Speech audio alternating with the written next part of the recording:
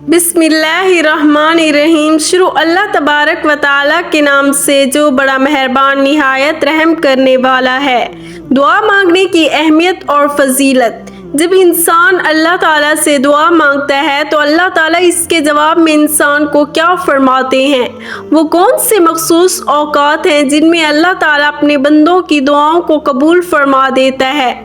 आज की इस वीडियो में हम कुरान और अहादीस की रोशनी में दुआ की अहमियत और फजीलत और किन मखसूस औकात में दुआ कबूल होती है इनको जानेंगे, इसलिए वीडियो को आखिर तक ज़रूर देखेगा। हज़रत अब्दुल्ला बिन उमर रज़ी अल्लाह अन्हा फरमाते हैं, रसूल पाक सल्लल्लाहु अलैहि वसल्लम का इरशाद मुबारक है, जिस शख्स के लिए दुआ का दरवाज़ा खोला गया यानी दुआ की तौफीक दी गई, इसके लिए गोया रहमत के दरवाजे खोल दिए गए।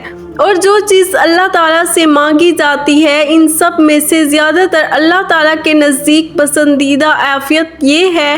हज़रत सुलेमान फ़ारसी रज़ी अल्लाह अन्हा कहते हैं कि रसूल पाक सल्लल्लाहु अलैहि वसल्लम ने फरमाया, तकदीर को दुआ के अलावा कोई चीज़ नहीं बदल सकती और उम्र में नेकी के अलावा कोई चीज़ इजाफा नहीं कर सकती। दुआ अल्लाह ताला की तरफ से इंसान के लिए एक ऐसा तोहफा है जिसके ज़रिए से इंसान अपनी तकदीर बदल सकता है। वो इंसान जो आजी और इनकसारी के साथ अपने रब के सामने अपनी ज़रूरतों को पेश करके दुआ मांगता है तो अल्लाह ताला इसको कभी रद्द नहीं करता, क्योंकि अल्लाह ताला को अपने बंदे के फैलाए हुए हाथों को देखकर हया आती है। जब इसका बंदा इसके सामने झोली फैलाता है और इससे उम्मीद लगाकर अपनी ज़रूरतों को पेश करता है, अल्लाह ताला इंसान की मुंह से निकली हुई हर दुआ को कबूल फरमाते हैं। ये अलग बात है कि बाज़ दुआएं जल्दी कबूल हो जाती हैं और इसी वक्त दुआ की कबूलियत के असरात सामने आ जाते हैं।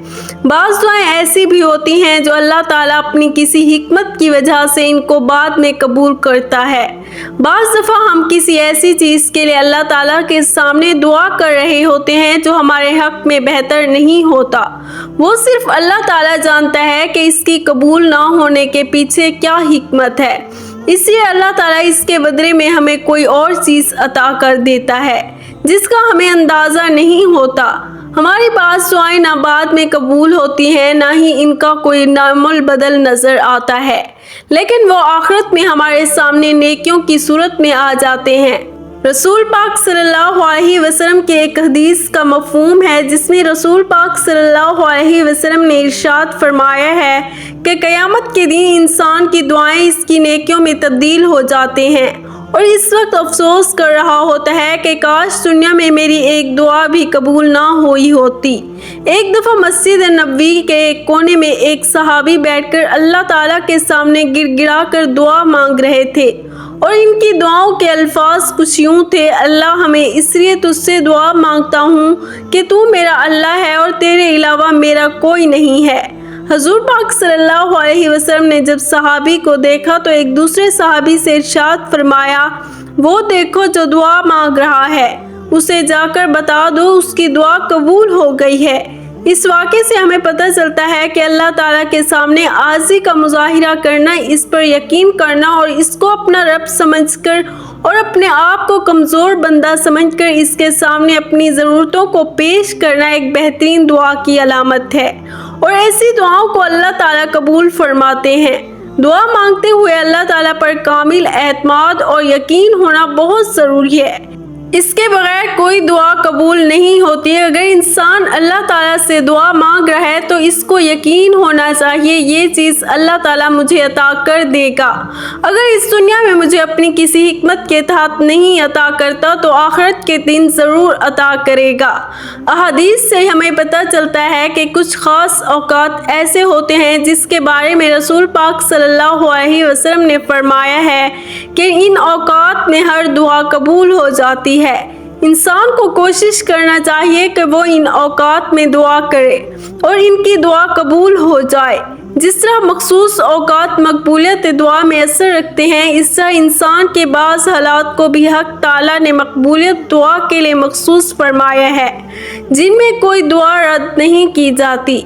वो हालात ये हैं, नंबर 1 अजान के वक्त, नंबर 2 अजान और इकामत के दरमियान, नंबर 3 हय्य अलस सलात और हय्य अलल फलाह के बाद इस शख्स के लिए दुआ जो किसी मुसीबत और परेशानी में गिरफ्तार हो।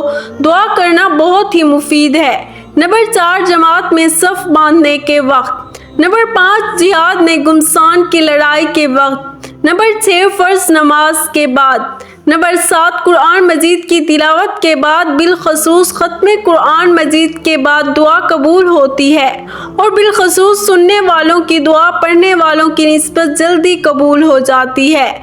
नंबर 8 आबे ज़मज़म पीने के वक्त, नंबर 9 मरने वाले इंसान के पास हाजिर होते वक्त, यानी नज़र के आलिम में अगर इंसान के पास खड़े हों और इस वक्त दुआ की जाए तो दुआ कबूल हो जाती है। नंबर 10 मुसलमानों के इज्तिमा के वक्त, नंबर 11 मजलिस से ज़िक्र में अगर कोई दुआ की जाए तो वो दुआ फ़ौरन कबूल हो जाती है।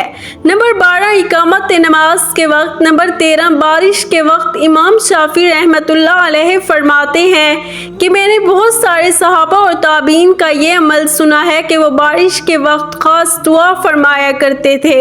नंबर 14 बैतुल्लाह पर पहली नज़र पड़ते ही इंसान जो दुआ मांगता है वो दुआ कबूल हो जाती है। इनके अलावा रात के आखिरी पहर में दुआ करने से हर दुआ कबूल हो जाती है।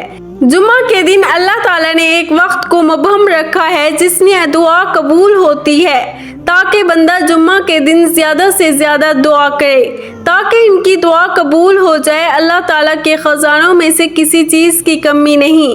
अल्लाह ताला इंसान को बहुत कुछ दे सकता है, लेकिन ये इंसान की अपनी कमज़ोरी और गलती है कि अल्लाह ताला से नहीं मांगता कि अल्लाह ताला से मांगा जाए। अल्लाह ताला कुछ भी दे सकता है, अगर वो चीज़ ना अता करे तो इंसान चाहता है कि वो हर चीज़ ज़रूर अता करेगा जो इंसान के हक में बेहतर हो। अल्लाह ताला हम सब को इन बातों पर अमल करने और नेक अमाल करने की तौफीक अता फरमाए। आमीन या रब्बल आलमीन। उम्मीद करती हूँ कि आपको वीडियो पसंद आई होगी। अगर वीडियो पसंद आई है तो वीडियो को लाइक कीजिए, शेयर कीजिए और चैनल को लाजमी सब्सक्राइब कीजिए। मिलते हैं अगली वीडियो में, तब तक के लिए अल्लाह हाफिज़।